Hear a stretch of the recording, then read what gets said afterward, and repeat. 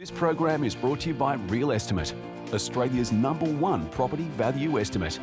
Get your real estimate today on realestate.com.au.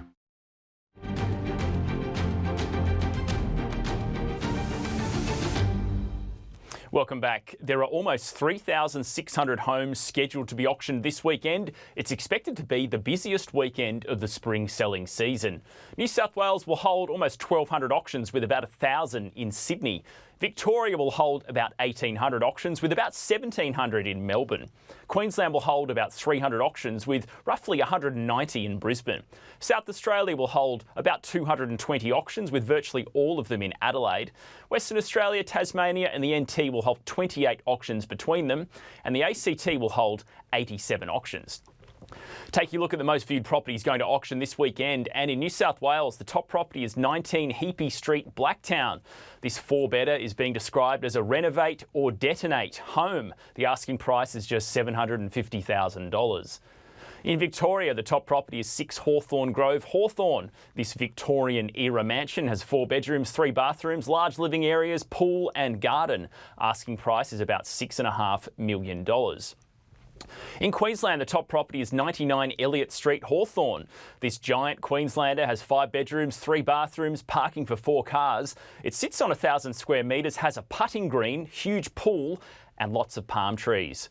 The top property in South Australia is number 230 Cavendish Street, Semaphore. This semi-detached 2-bedder was built in 1910. The whole backyard's concrete, perfect for washing down with a hose. Asking price $750,000. And in Western Australia, the top property is 58 Westbury Crescent, Bicton. This charming 3-bedder feels like an old-school cottage you might find in the outback. Asking price $1.3 million. And the most viewed property on the REA Group website this week is a monster mansion in the Melbourne suburb of Toorak. This home was originally built in the 1920s. It's then been extensively renovated a few times. The property overlooks the Yarra River.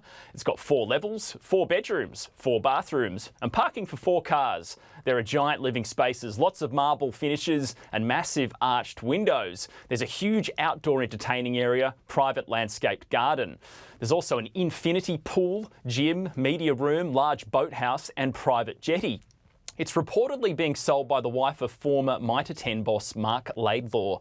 The asking price for this home is $50 to $55 million. And for more on property, I caught up with Paul Ryan from REA Group.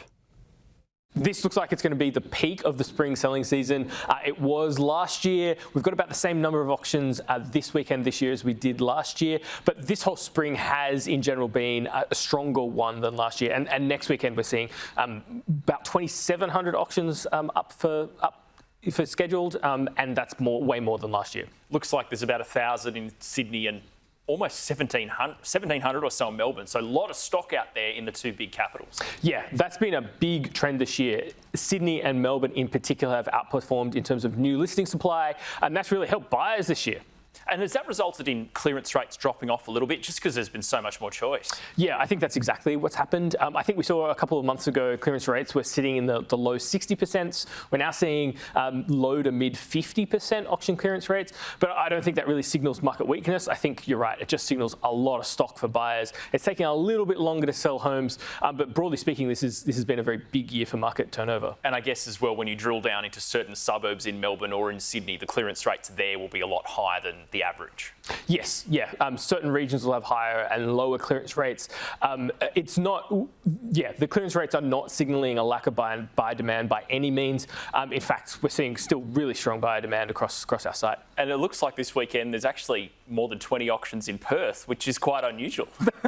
It's way more than they usually have.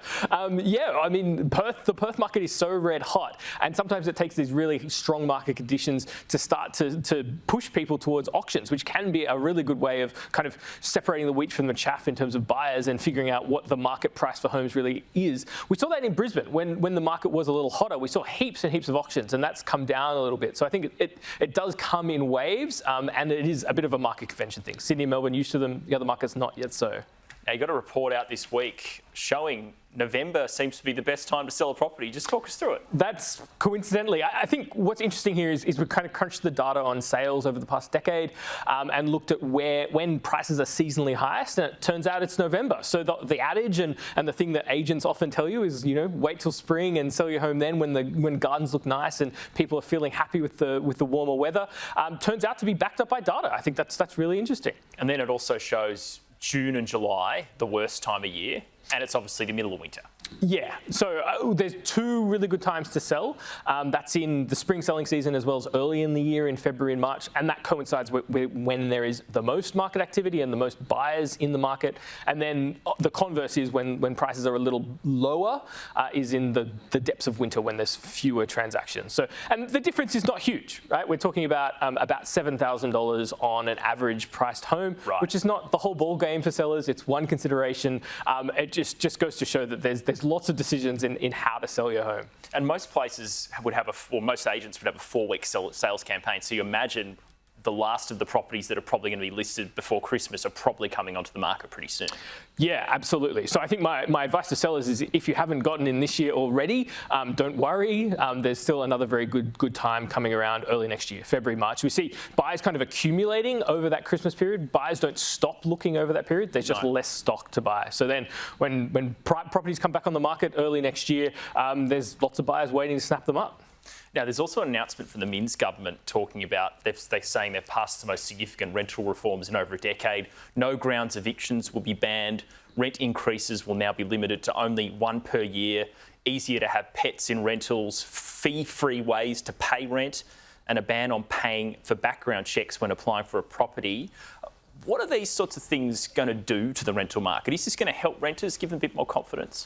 Yeah, I think these are part of kind of long-term support to confidence in the rental market. I think we're seeing this trend where people are renting for longer, and there is a sense among renters that there is an imbalance in rights between renters and landlords. And this, I think, goes towards redressing that, and I think catching up to the rights in other states for renters. There's also an initiative there around having a portable bond scheme, because actually for some renters it's really hard to stump up 4 weeks of rent in advance of a new rental, so it makes it really difficult to move to a new location. So I think all of these things I don't think add a huge amount of additional burden to landlords, but I think add a huge amount of peace of mind to renters. Yeah, I guess cost of living has been a big issue for a lot of Australians, particularly renters. So these rules, changing rules for New South Wales, are they stacking up similarly to other states, or? Yeah, broadly these are matching what has been offered in other states before. Not exactly, but yeah, these are not over and above what already is the case elsewhere.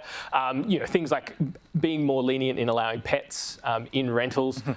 Yeah, like it seems reasonable that the 2.2 million households in New South Wales that rent should be able to have pets. Paul Ryan, thanks for coming on the show. Thank you very much.